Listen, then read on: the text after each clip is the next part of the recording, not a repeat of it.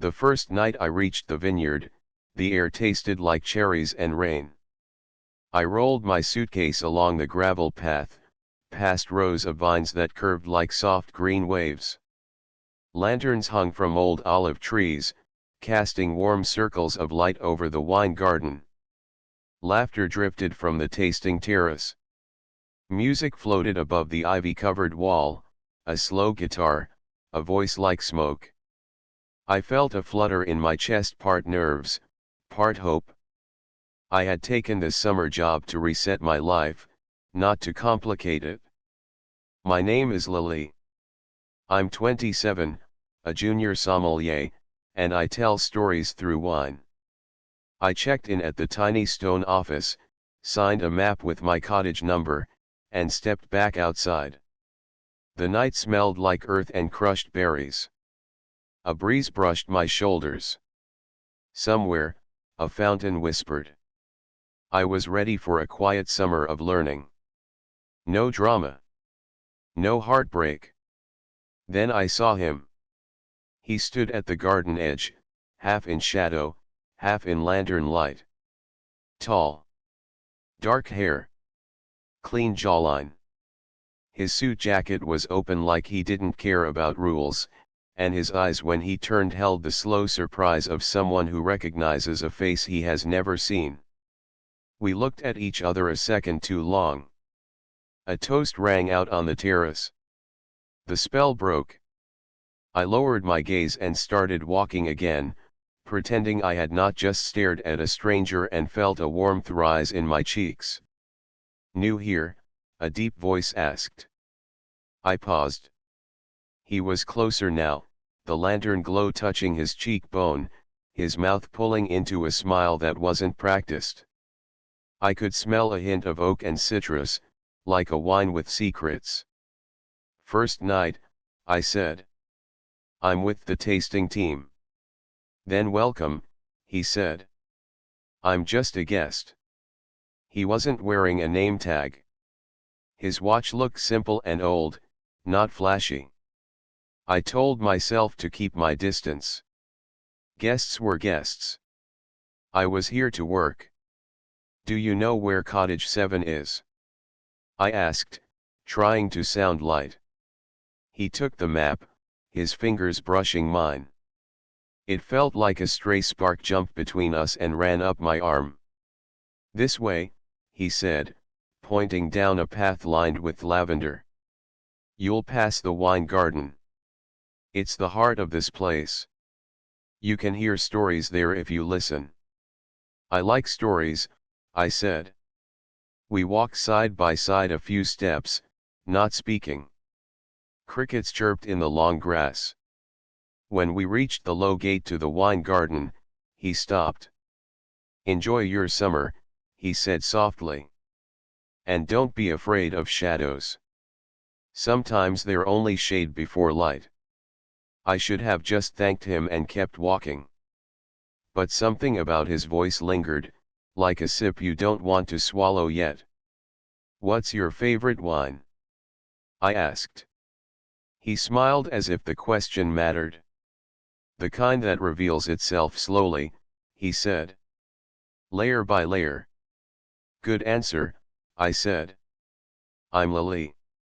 He nodded, as if storing the word. "Armin."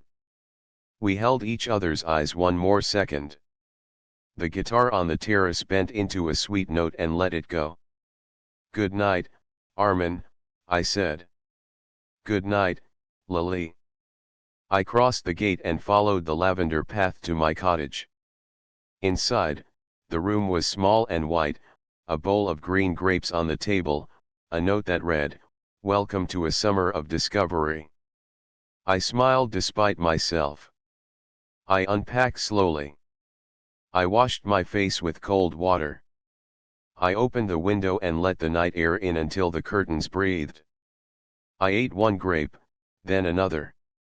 Sweet. Bright. Alive. I could not stop thinking about Armin, the soft gravel under his shoes, the way he looked at me like the moment had patience. It was only a meeting. It was nothing, I told myself. I was here to work. But when I lay down, the last thing I saw was the wine garden, dark leaves moving against lantern light, and a tall man speaking like he knew what shadows were for. Morning came with birds and the quiet shift of wind through vines. I dressed in the uniform, black dress, clean apron, low heels. I braided my hair, dabbed perfume at my wrists, and walked to the tasting room. The glass doors opened to a view that could make someone believe again: rolling hills, the line of the river, the far blue mountains like folded silk. "Lily," a cheerful voice called. "I'm Zara, the tasting lead. You're with me." Zara had bright eyes and a firm way with corks. She moved like music. We set up flights for the noon crowd, a young rose that smelled like strawberries and sun, a white with lime and white flower, a red with dark cherry and a whisper of smoke. I practiced my story beats: vineyard soil, barrel age, the way a sip changes from first touch to last echo. By noon, the terrace filled with people. I poured, I smiled, I asked calm questions and listened to the answers people didn't say. Some wanted to be seen, some wanted to be beautiful. Wine helps with both. Then I felt him. You know that sense when someone familiar steps into a room? The air shifts, like a line pulled loose in your sweater. I turned. Armin stood near the olive tree, suit traded for a crisp shirt, top button open. A woman in a navy dress laughed beside him, tapping his shoulder with her sunglasses. He nodded politely without leaning in. He looked up once and found me. It was only a moment. But the moment was ours. "Pour for table 8, Zara whispered. I went. I set down glasses, told my little stories, watched the color of their smiles change by the second pour. When I lifted the bottle for the red, a low voice reached my ear. "Do you ever get tired of telling the same stories?" Armin asked. He stood at the rail, alone now, his hands in his pockets like he had learned patience a hard way. "I change them," I said. "Good wine has more than one story." "And people?" he asked. "People too," I said. We were quiet. The wind lifted my braid. He watched the vines below like he could read a letter written across them. "Will you walk the garden with me tonight?" he asked. His tone was gentle, not a demand, not a show. A question with room to breathe. "I'm working the evening tasting," I said, regret catching my voice. "After," he said. "Late. When the lanterns are tired." Something inside me said yes before the rest of me could speak. "Okay," I said. "After." That night, the wine garden was a place out of a dream. The lanterns dimmed to a soft gold. The fountain whispered on. We walked the gravel, slow and unafraid, even when shadows crossed the path. "Tell me a truth," he said. "My mother thinks I chose wine to escape," I said. "But I chose it to pay attention." He smiled. "A beautiful reason." "Your turn," I said. He looked at the moon caught in the fountain's lip. "I came here to end something," he said. "And maybe to begin something else." "And what?" He was quiet. A leaf slid down in the water bowl and spun. "An arrangement," he said at last. "A promise I made when I didn't yet know myself." "A relationship?" I asked, soft. I didn't want to step where I wasn't invited. "In a way," he said. "But not one of the heart." He stopped beside a row of roses and looked at me. The garden smelled like night and bloom. "I don't want to lie to you," he said. "I am not only a guest." "I guessed," I said, and I surprised myself with that honesty. But I don't know what you are. He laughed softly. I'll tell you, he said. When the timing is right. We stood too close. I felt warmth bloom under my skin, slow, sure, like the rise of a good red in the glass. He lifted his hand as if to tuck a stray strand behind my ear, then let it fall. The restraint made my pulse trip. Good night, Lily, he whispered. Good night, Armin, I whispered back, already counting the hours until the next yes. The next afternoon, Zara asked if I could help lead a private tour through the old cellar. Exclusive guests, she said. Very hush-hush. The cellar lived under the oldest building, down stone steps that stayed cool even when the afternoon burned. We lit a few wall lamps and carried candles for softness. Barrels lined the long room like patient animals sleeping. The air was damp and sweet. 4 guests joined, a couple from the city, an older man with sharp eyes and a soft scarf, and last Armin. He walked a step behind, quiet, attentive. He did not try to catch my eye. It was as if we were both pretending not to know the other, and the pretending was its own little thrill. I told the story of the first harvest here, how a small family took a chance on dry soil and wind, how they learned to watch the river, how they lost money the first 3 years and kept going anyway. I spoke slowly, letting each sentence settle like dust on old wood. When we reached the far end of the cellar, the older man paused beside a shelf of dusty bottles.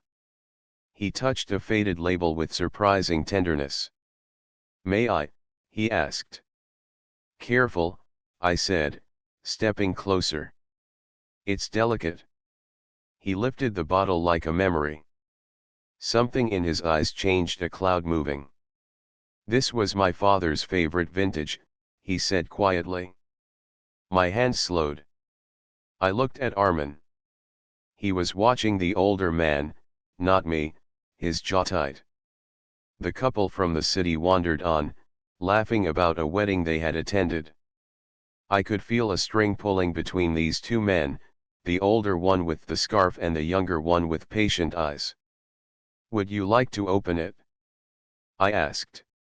The older man shook his head. Not yet, he said. Some things must mature. When the tour ended, the couple drifted away. The older man lingered by the stairs. You've grown, he said to Armin.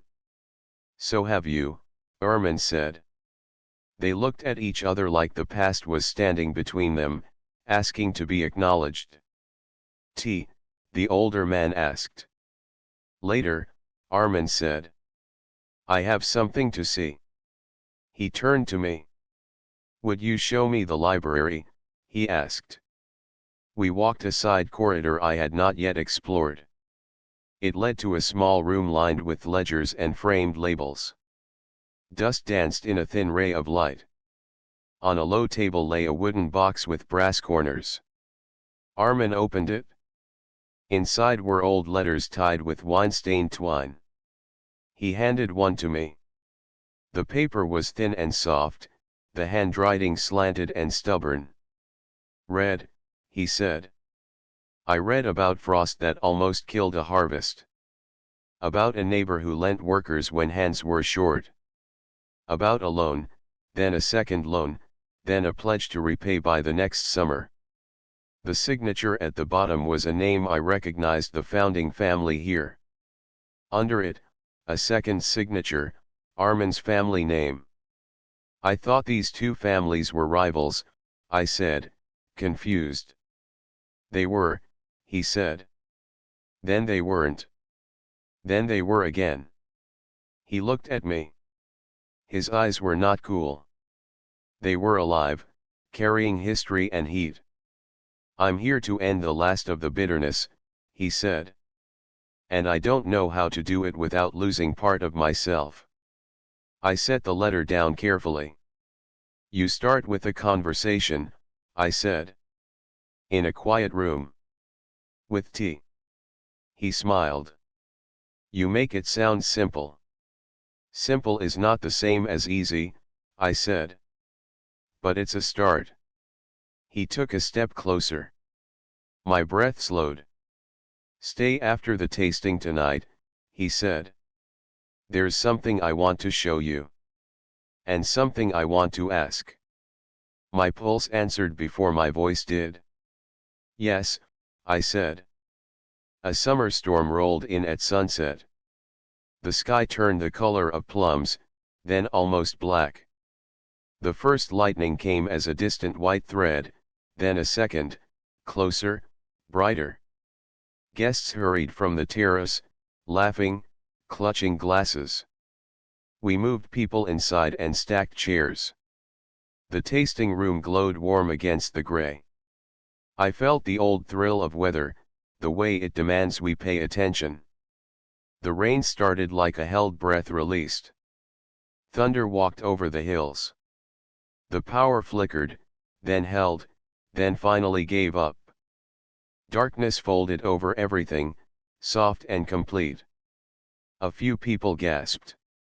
Zara was calm. Candles, she said, and within a minute the room filled with small islands of light. The storm sounded bigger than it was, because it had our full attention.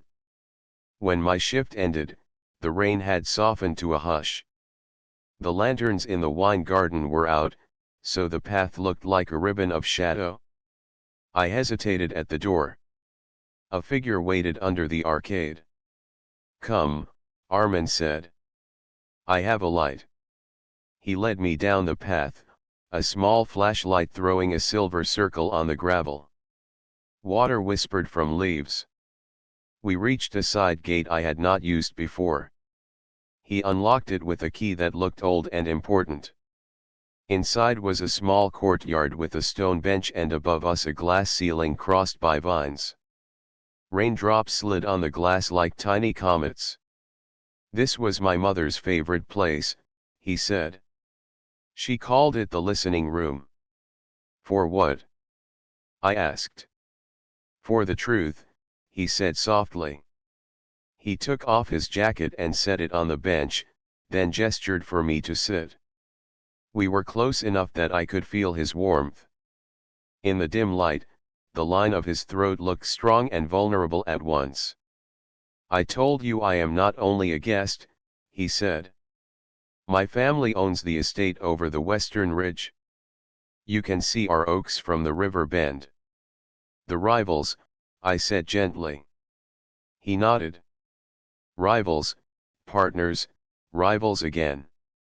There's an old contract between our estates. It was meant to be renewed this summer. It ties the best of our fruit together for a reserve blend. And you? I asked. I'm the one sent to sign, he said. But there is a condition I cannot accept. He looked at me. His eyes did not move away. They want me to marry into the founding family of this estate, he said quietly. A daughter I respect, but do not love. She is kind. She understands vines better than most. But my heart is not with her.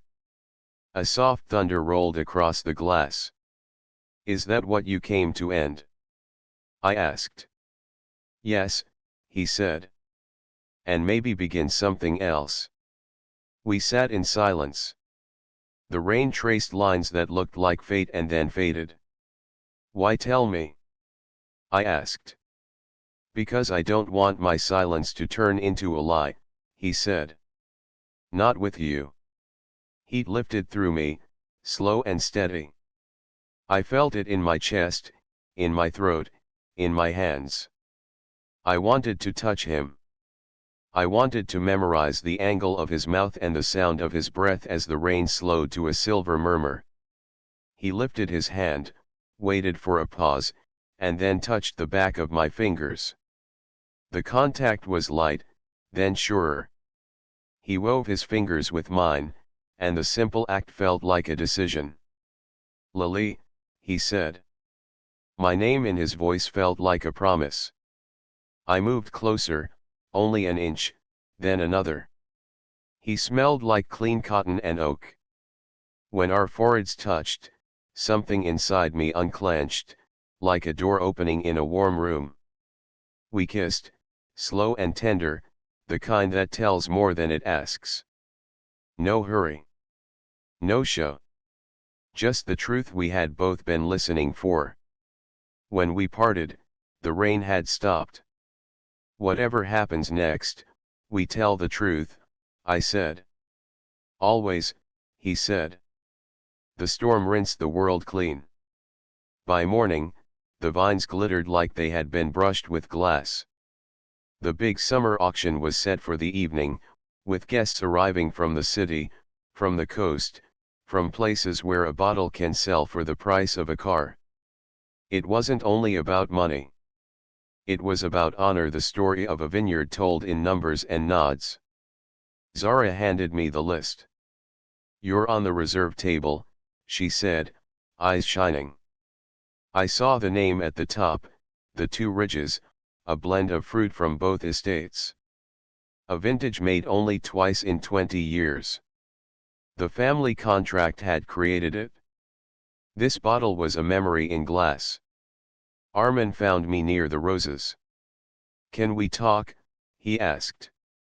We are, I said, smiling despite nerves. We need to be brave tonight, he said.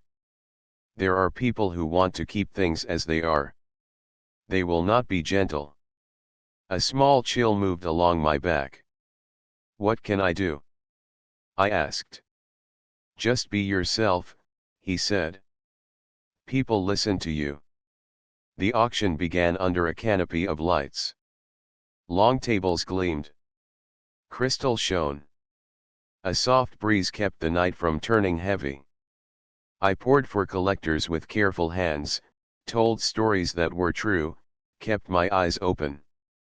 Halfway through, a hush slid across the crowd. The older man with the scarf stepped onto the small stage. He looked like he belonged there, like the night was his to direct. He spoke briefly about legacy and soil. Then he lifted a bottle, the Two Ridges, and the hush brightened into attention. Tonight, he said, we honor what we make together. A murmur. A few held breaths. I sensed movement near the back. A man in a gray suit whispered to another. A woman closed a notebook with a click that sounded like a door. As bids rose, a flicker of worry ran along the staff line. I saw Zara's lips press thin. I followed her gaze to the reserve table. One of the crates looked wrong, too new, too light. I felt it then. Sabotage has a smell. It smells like fresh wood when the rest of the room smells like time. Check the seals, Zara whispered. I moved fast but calm, fingers sure, heart a drum. A label's edge lifted too easily. Under it, the print was off by a whisper. Not visible to guests, only to someone who handled truth every day. I turned to Armin. He was already beside me. False bottles, I said quietly. How many? He asked. At least 4, I said. He nodded once. Not anger. Not panic. A decision. He walked to the stage, asked for the microphone with a courtesy that was not a request. The older man, his father, I thought now with certainty, stepped aside. Armin faced the crowd. Friends, he said, voice steady. Wine asks for honesty. Tonight, someone brought us the opposite. A few bottles in the reserve crate are not what they claim to be. A ripple, a stir, a sudden sharp silence. We will not sell lies, he said. We will open the true bottles now, here, with you, the people who care enough to taste. He looked at me. Lily. I stepped forward. My hands did not shake. I opened a real bottle, the cork moving with that soft kiss of a sound that always makes my heart lift. The room held its breath. I poured. The wine tasted like dusk in a good year. Black cherry, cedar, a little river stone, a finish that moved like a warm hand down the spine. People exhaled. Truth, when it arrives, is impossible to argue with. The bids rose again, not wild, but sure. Confidence returned to the room like a tide.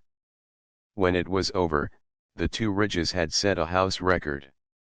The man in the gray suit had disappeared. Armin returned the microphone. He looked not triumphant, but relieved. "Thank you," he said softly when he reached me. "We were brave," I said. He smiled. "We were honest." The next day, news moved like wind. People said the gray-suited man worked for a distributor with a grudge. Some said he had help from someone inside.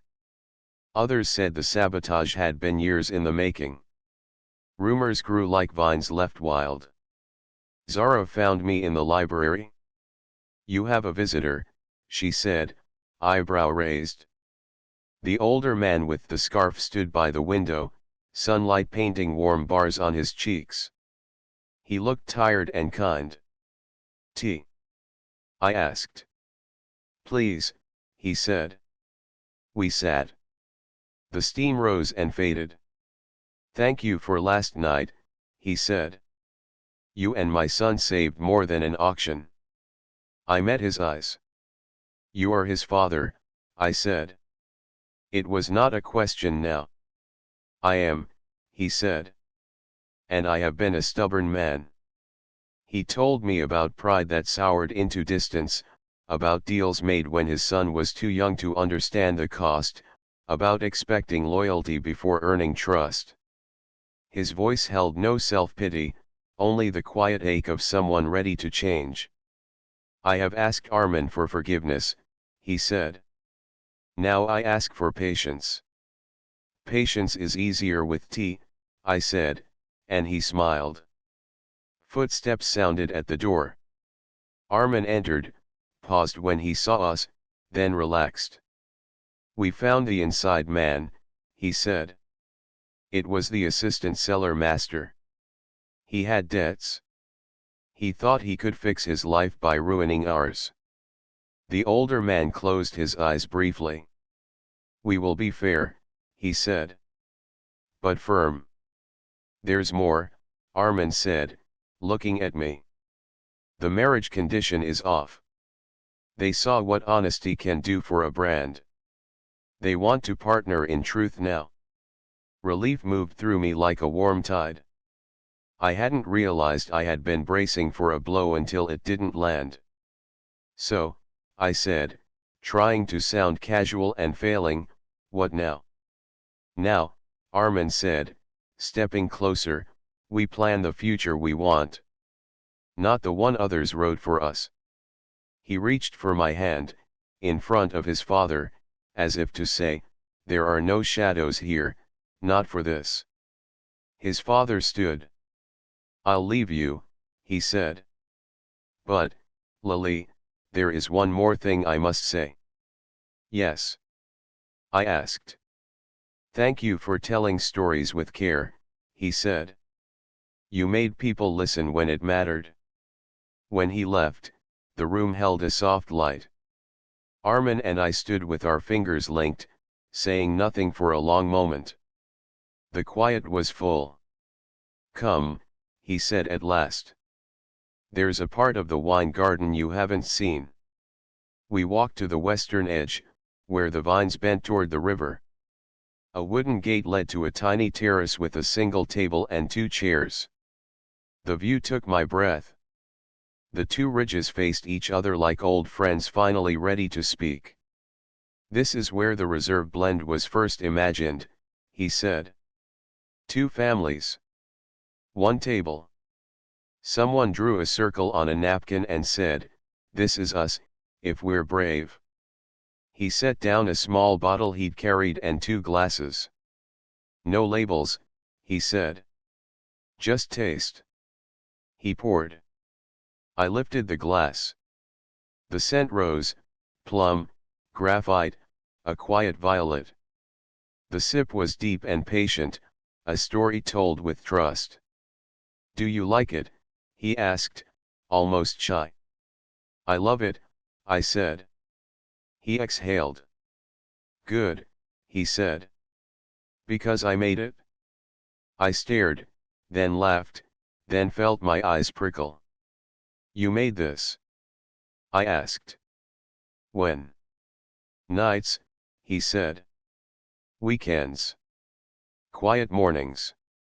It's a blend of our best parcels, mine and theirs, made without permission, but with hope. It tastes like us, I said before thinking. He looked at me in a way that made the world slow. Lily, he said. Will you stay? Not only for the season. With me. With this work. With this place. My answer rose like a tide. Yes, I said. Yes. He leaned in and kissed me, gentle first, then sure, his hand at the small of my back, the river a silver ribbon far below. It felt like stepping into the circle drawn long ago, not by a napkin, but by the way two lives can face each other and decide. Harvest began before dawn. We woke while the stars still held the sky, drank coffee in the dark kitchen, and walked out with the crew. Headlamps made halos. Hands moved with care, snapping stems, laying clusters into shallow bins. The air smelled green and alive. Somewhere, a rooster sang his old song. Listen, Armin said, his breath making little clouds. The vines are telling us thank you. I laughed softly. You're sentimental, I said. I am, he said without apology. I learned that from you. We worked until the first light broke over the eastern ridge and turned the river to fire. People's faces glowed with effort and pride. The crew teased each other. Someone played a radio low. The world felt simple and exact. Later, in the crush pad, we watched the first juice run like ruby silk. Zara wiped her eyes with the back of her hand and pretended it was sweat. The older man with the scarf, no scarf now, just a plain cap, lifted his chin toward us in a small, proud nod. Tea later, he called. Always, I called back. In the afternoon, we walked the wine garden hand in hand. The lanterns would not be lit for hours yet, but the shadows were already kind. The fountain tossed its little silver coins of water. Bees stitched lazy letters in the lavender. I used to be afraid of this place, Armin said. Why? I asked. Because it showed me everything I wanted, he said. And I worried I didn't deserve it. I squeezed his fingers. We earn it, I said. One honest choice at a time. We stopped by the roses. New buds were pushing forward, pink mouths ready to speak. The table from the Two Ridges terrace had been moved here for a small celebration later, just family and crew. On it sat a single bottle, unlabeled again, like a secret waiting to be shared. Tonight, he said, we open this with everyone. We tell them the story. We tell them it belongs to all of us. I'll tell it, I said. But you pour. We laughed. It felt easy and true. As the sun lowered, the sky melted from gold to honey to amber. The first lanterns blinked alive. People drifted in, the crew cleaned up, the older man hugged the new cellar master and told him he believed in second chances. Zara took a photo of the light on the vines. Someone started a song on a guitar, the same gentle tune I had heard my first night. Full circle. Armin tapped his glass. The crowd hushed. Thank you, he said, voice steady and warm. For work. For patience. For keeping faith when it got complicated. We stand here because we chose truth when lies were easy. He looked at me then, and I felt seen all the way through. This wine, he said, lifting the bottle, was born of 2 ridges, 2 families, and 1 garden where shadows taught us to listen. He poured. He handed me the first glass. I tasted. It was better than before, more open, more certain, like a door that no longer creaks. It's perfect, I said simply. He took my hand in front of everyone, no fear, no pause. I have one more question, he said softly, though everyone could hear. Lily, will you build this life with me? Not just this season. All the seasons to come. A hush fell that felt like a blessing. Yes, I said, my voice clear. The crew cheered.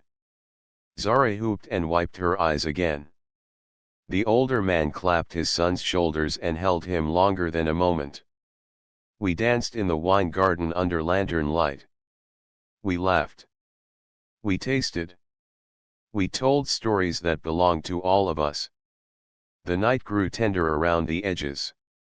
When the music softened, Armin leaned to my ear.